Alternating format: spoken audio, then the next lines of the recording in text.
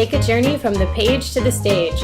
Watch a DIY tour be put together, from booking, promoting, and building the entire show, with Gogo Amy from the Pretty Things Peepshow. When I was younger, so much younger than today, I never needed anybody's help in any way. But now those days are gone and I'm not so self-assured. And now I find I've changed my mind, I've opened up the door. Help me if you can. Hey guys, it's Gogo Amy from the Pretty Things Peepshow. And today is the very first day of booking our 2017 Valentine's Day tour in February 2017. It is currently November 13th, 2016. I had to think about that. That's about as far as I usually book, 3 to 4 months.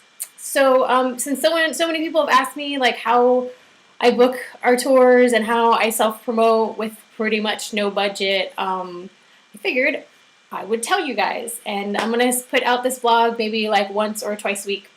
And you can follow our progress and see how it happens. So you can be there for all of the fun things and all of the super horrible things that also happen. So I'll get started. So whenever I start booking a tour, I super love office supplies. I know what you're thinking, glamorous lady on stage loves office supplies, but it's true. I'm super into color coding, so these are all my my many different colors of dry erase markers. Dry erase is really important to me because things change so quickly. If this was the map that was just paper with lines on it, I'd never be able to figure it out. So my dry erase map of America and my dry erase calendar. There's a 2-month calendar. Even though it's only a 1-month tour, I like to make sure that I have enough time before and after to write in all the rehearsals, all the last minute stuff like picking up things, dropping people off at airports. I want to make sure that I have all that. So I've got 2 months for my 1-month tour. So the first thing that I do is I try and anchor the tour, which is pretty much to pick one date to book the whole tour around. For this tour, it's easy because it's Valentine's Day, which is one of our biggest shows of the year. It's super popular. Pretty Things Peepshow is a great date show, so I usually try and pick what the holiday day will be, and then once that's done, then I can sort of fill in the rest of the dates around it. So the first thing that I do is I go to my map, and I've circled in red a bunch of places that we've played before, places that I have a contact in where I really like them. It's going to be easy booking because we know them. Also places I just personally like and want to go back to. So we have a whole bunch of them. And right now, today on the first day, our target date for our anchor date is Lincoln, Nebraska, because it's super like the Bourbon Theater. And I think it would be a great place to play Valentine's Day. So if that works, I'm going to do a certain route to get us there by the 14th, which I need to figure out today. If not, I'm going to try and pull us someplace closer to the East Coast, because if you check out the map of America and you figure out where all the cities and towns and venues are, there's like everything's over here, and then once you hit here, there's like 3 cities. So one of the challenges about being from California right now is that when we start, we really only have a choice of 2 or 3 cities to hit, same as when we come back, 2 or 3 cities to hit. And then we basically have to like rush as far as we can to get to about here. And then once we do, we can start doing, so our drives are going to be like 11 to 10 hours for the first 2 or 3 days till we get to like where more cities are. And then when we do, the drives turn into more like 4 or 5 hour manageable drives. So obviously gas is expensive. So one of the most important things about routing the tour is trying to go in a reasonable straight line, or at least not zigzagging too far back and forth, because 1, you're going to kill yourself on gas, and then 2, you're just going to kill yourself because the drives are going to be super long. So after I've sort of got my cities together, what I do is I sit and I just sort of make what would be a good jump of cities to do, what would sort of make sense.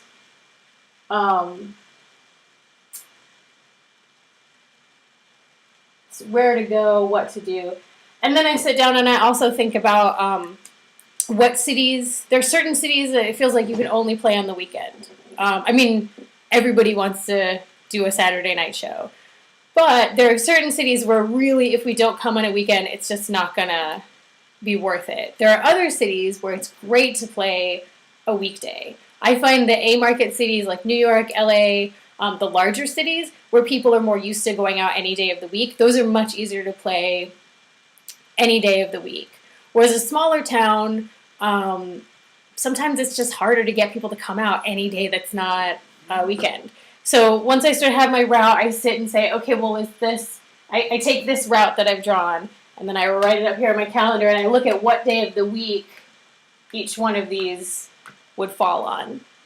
And I kind of say, like, oh, is Wichita a place I can play any day of the week? Is Kansas City, is there something, should I put another, should I swoop down to Arkansas so that I can come back up there and hit it on a Thursday? And I try and think about that. So once I do all of that, and then I write all of my tentative dates down on the calendar, then it's time to start contacting people. And Pretty Things Peepshow has been on the road for a while, so I have the luxury of being able to really just kind of make a few texts and calls, people that I already know, and that really helps start it. But if you're starting out touring, what you're going to want to do is you're going to want to write yourself what's called a one sheet. So what a one sheet is just basically like it's a quick pitch.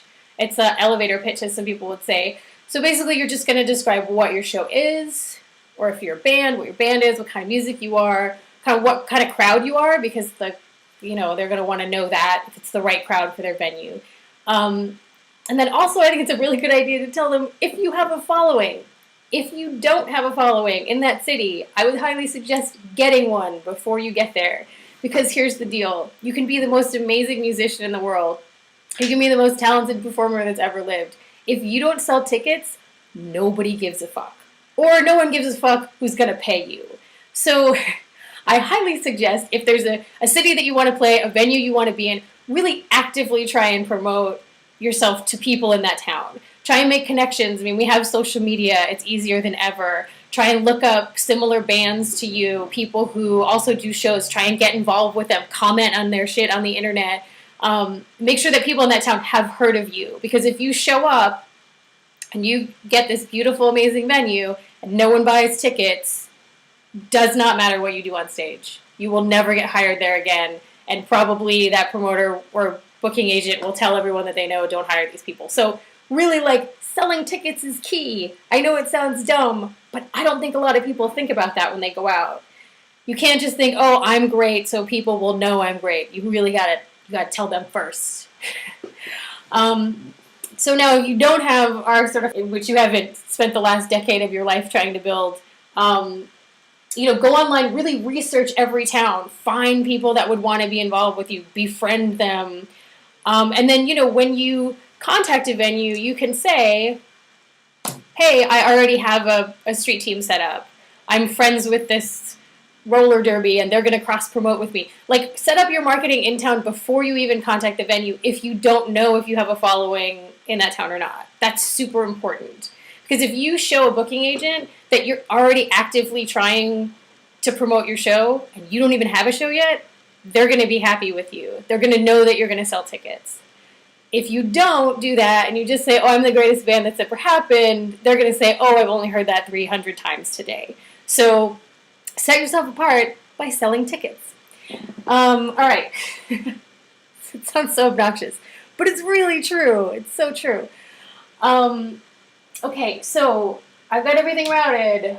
I've got my tour route. Now I'm starting to contact venues. My one sheet, my elevator pitch, I'm sending them who I am, what I do, links to anything I have, and any kind of anything that will be telling them about how I'm going to promote the show. Whether it's a personal contact I have there, a street team I already have set up, a show I've already played where I can tell them how many tickets I've sold in their market. They love to hear that. Numbers are great because numbers are what money is made of. So now go through all of your list of all of your target dates that you would like and start contacting venues in those cities. The next step that's going to happen is all of those cities are going to write you back and tell you they don't have the date they want. Thus the dry erase, because what will happen is you have to now go and say, okay, well, they can give me a Wednesday but not a Thursday, but I can move this date and shift this. And then you just basically are going to have to play mental ping pong for the next month of your life, trying to figure out how to get all the dates to fit together in a row, in a way in which they make sense for their particular market, in a way that will not kill you on gas and travel expenses, and in a way where everyone's going to be happy. So that will be in the next podcast. Podcast, that's not even what I do. That'll be in the next video blog of whatever this is.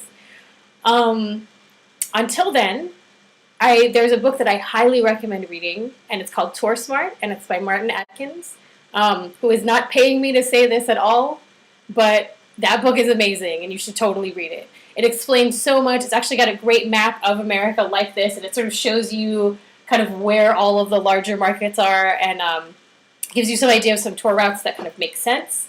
And he's just a totally obnoxious English guy who's hilarious. So just read the book because he's funny, but also it's a really, really smart book about DIY touring. And it works for bands and variety shows and for anyone willing to get in a van and risk their life and mental health. It's a totally good book to read. So check that out. And me and my dry erases are going to get to work. And I will show you guys some pictures of this. I'll put some up on my website so you can kind of see how we're progressing. And then I'm going to put out this blog hopefully twice a week. Depends on how busy I get, but definitely once a week. So come back and check it out. And in February, come and check out the Pretty Things Peepshow, because we will be in all of these places. Hopefully, if I get them booked. We'll see. All right, bye guys.